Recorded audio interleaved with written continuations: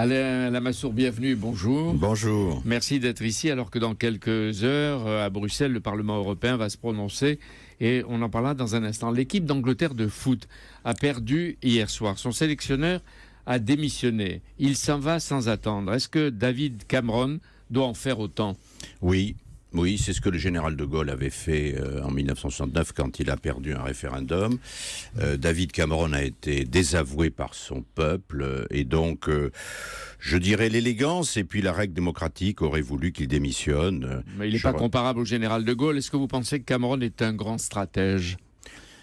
Les résultats ont prouvé le contraire. Hélas, c'est un homme qui aura joué à 2 reprises au dé l'existence même de son pays.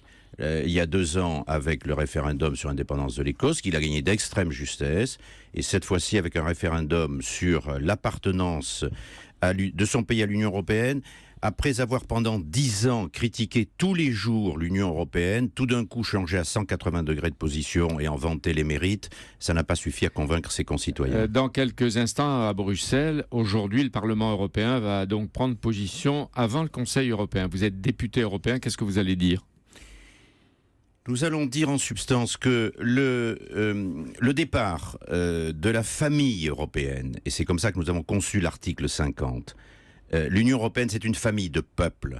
Si un membre de la famille ne se sent plus à l'aise, il doit pouvoir partir. C'est un divorce, c'est exactement un divorce. Un divorce, celles et ceux d'entre nous qui l'ont subi savent que c'est extrêmement douloureux, c'est un formidable gâchis.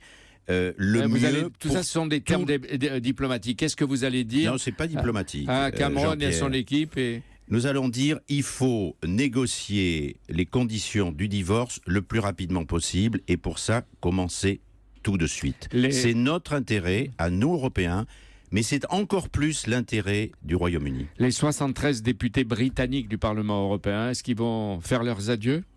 Ou ils peuvent rester encore longtemps ? Juridiquement, l'Union européenne continue de s'appliquer, enfin le pays qui part reste membre de l'Union européenne tant que le contrat de divorce n'est pas formellement signé, mais il va de soi que politiquement, personne n'imagine que des députés au Parlement européen ou qu'un ministre britannique au Conseil des ministres continue à voter des lois européennes qui s'appliqueraient à nous, mais qui ne s'appliqueraient plus à eux.